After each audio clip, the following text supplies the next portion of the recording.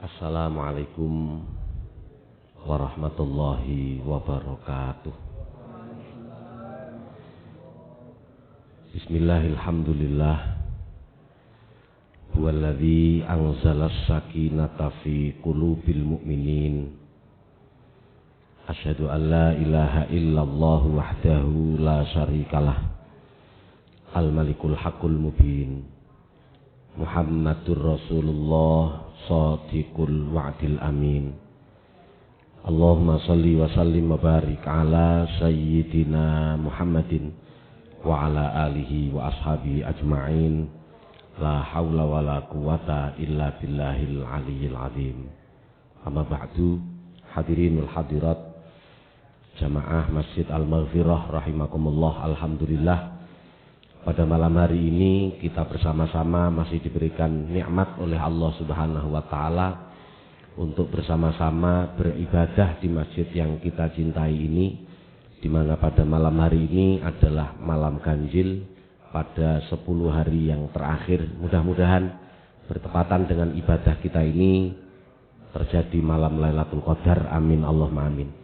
Dalam mukadimah saya sudah mengutip apa yang difirmankan oleh Allah di dalam surah Al-Fath ayat 4. Wallazi anzalas sakinata fi qulubil mu'minin. Dialah Allah yang telah menurunkan ketenangan di dalam hati orang-orang yang beriman. Jadi tanda-tanda orang yang beriman adalah tenang. Meskipun THR belum cair tetap tenang. Atau mungkin THR sudah cair tapi sudah habis belum lebaran, hati tetap tenang. Yang mau memberikan THR uang masih belum ada juga tetap tenang. Pokoknya tandane wong mukmin hati tetap tenang. Enggak usah risau, enggak usah resah. Juga ketika ada informasi, ada kemungkinan hari rayanya nanti juga berbeda. Jangan resah, jangan risau, tetap itu tanda-tandanya orang yang beriman. Yes. Tema kita pada malam hari ini adalah keseimbangan dalam beribadah dan hak diri sendiri. Hal ini dilatar belakangi oleh satu kisah. Pada zaman Rasulullah Shallallahu Alaihi Wasallam ada seorang sahabat yang bernama Abdullah bin Amr bin As. Dia masuk Islam sejak masih muda. Tekun beribadah meskipun dia adalah keturunan orang yang kaya. Siang dia selalu berpuasa. Malam dia selalu melakukan sholat tanpa henti. Kemudian dia menikah, dan setelah dia menikah ternyata hal itu masih tetap dilakukan, sehingga istrinya tidak pernah dijamah.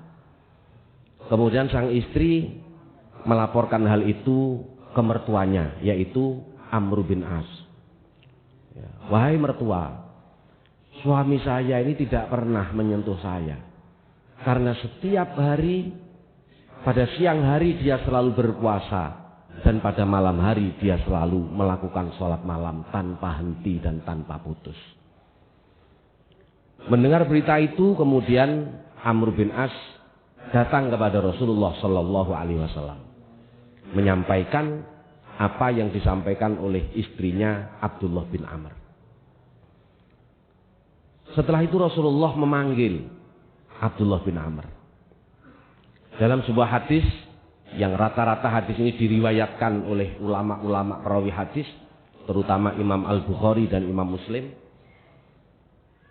Qala Abdullah bin Amr bin As radhiyallahu anhuma. Qala lin Nabi sallallahu alaihi wasallam. Nabi bersabda kepadaku, alam ukhbar annaka taqumul lail wa tasumun nahar.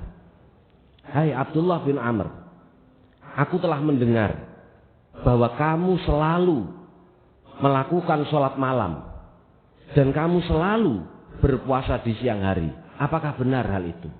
Qultu inni fa'altu dzalik. Kemudian saya menjawab, kata Abdullah bin Amr bin As, benar, aku melakukan hal itu.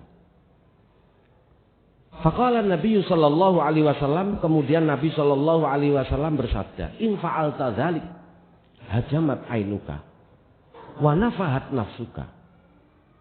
Jika kamu melakukan itu, maka matamu akan terbebani, dirimu akan terasa berat. Oleh karena itu, inna li nafsika haqqan wa li ahlika haqqan. Tubuhmu punya hak, istrimu juga punya hak. Fasum wa aftir, wakum wanam. Berpuasalah, tapi juga jangan berpuasa. Sholat malamlah, tapi juga tidurlah.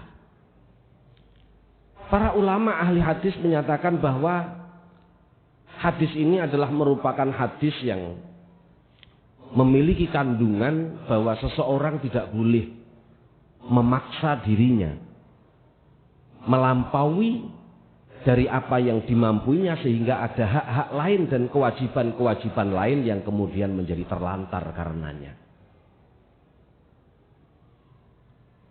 Di dalam Al-Quran Allah Subhanahu wa ta'ala juga berfirman, la yukallifullahu nafsan illa wus'aha. Allah tidak akan menuntut terhadap satu diri kecuali sesuai dengan kemampuan yang dimilikinya.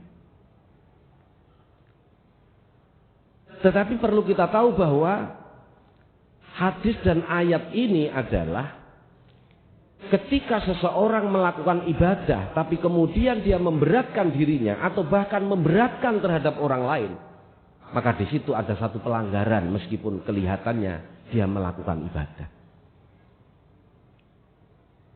Oleh karena itu, dalam hadis yang lain, juga hadis yang diriwayatkan oleh Imam Al-Bukhari dan Imam Muslim, innad dina yusrun. Sesungguhnya agama itu mudah. Wala yusadad dina ahadun illa ghalabah. Dan tidak ada orang yang memberat-beratkan agamanya kecuali dia akan dikalahkan oleh hal itu. Fasaddidu. Oleh karena itu, berlaku luruslah. Waqaribu. Beribadahlah. Wa absiru. Dan berbahagialah. Wasta'inu. Dan mintalah pertolongan kalian. Firrauhati. Baik pada waktu sore hari. Wasai'in minad duljati. Dan sebagian kecil dari waktu malam. Artinya apa? Ibadah, ibadahlah. Tapi hal-hal yang lain, lakukanlah. Di sini para ulama menyatakan bahwa hadis dan ayat tadi itu sebenarnya adalah hadis atau ayat kalau dalam bahasa kita, ngerim-ngerim. Apa ngerim-ngerim itu? Ya bagi yang keterlaluan. Tapi nuhun sewu, ini kalau diberlakukan untuk saat ini kayaknya tidak pas. Karena untuk saat ini nggak ada yang perlu direm ini. Karena masih minimalis semuanya. Sholat malam masih minimal. Puasa masih minimal. Sedekah masih minimal. Kalau zaman Nabi oke lah. Sahabat Jabir sampai ditahan oleh Nabi. Bagaimana jika aku menyedekahkan seluruh harta saya? Jangan. Bagaimana jika setengah harta saya? Jangan. Bagaimana jika 2/3-nya? Jangan.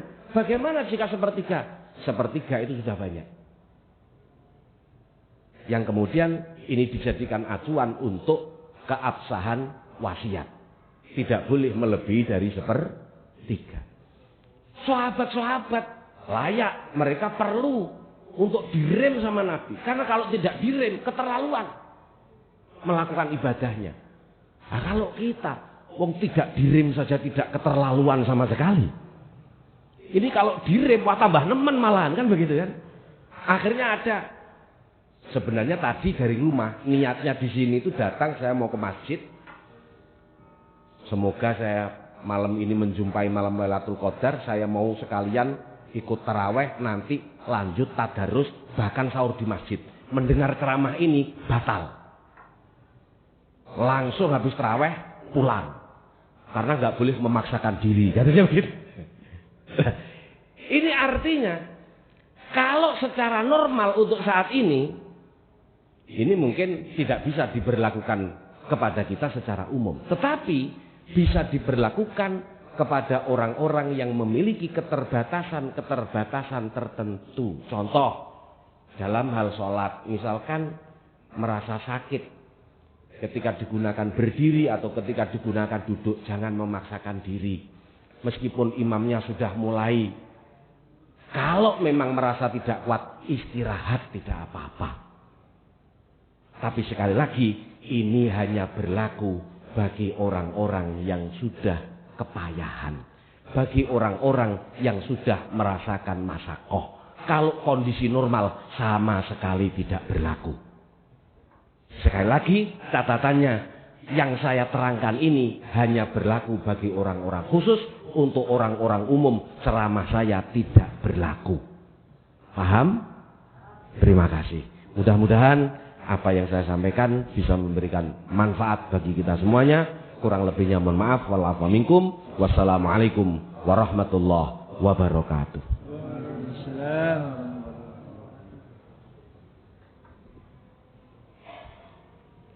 صلاة الوتر 3 ركعات جامعة رحمكم الله. الصلاة جامعة. لا حول ولا قوة إلا بالله العظيم.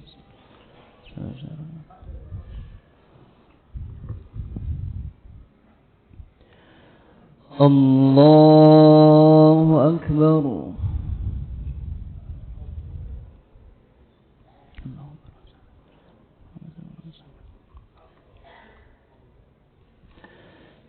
بسم الله الرحمن الرحيم. الحمد لله رب العالمين الرحمن الرحيم مالك يوم الدين إياك نعبد وإياك نستعين اهدنا الصراط المستقيم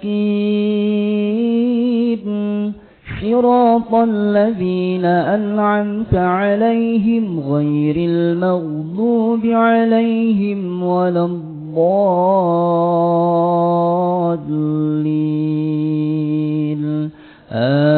آمين.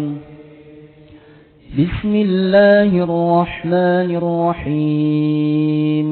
والعاديات ضبحا فالموريات قدحا فالمغيرات صبحا فأثرن به نقعا فوسطن به جمعا إن الإنسان لربه لكنود وإنه على ذلك لشهيد وإنه لحب الخير لشديد أفلا يعلم إذا بعثر ما في القبور وحصل ما في الصدور إن ربهم بهم يومئذ لخبير. الله أكبر.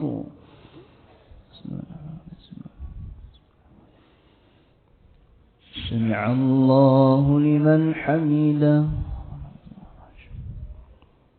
الله أكبر.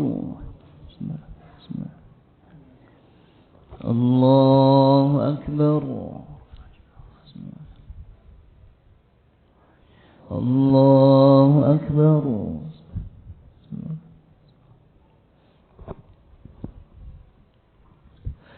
الله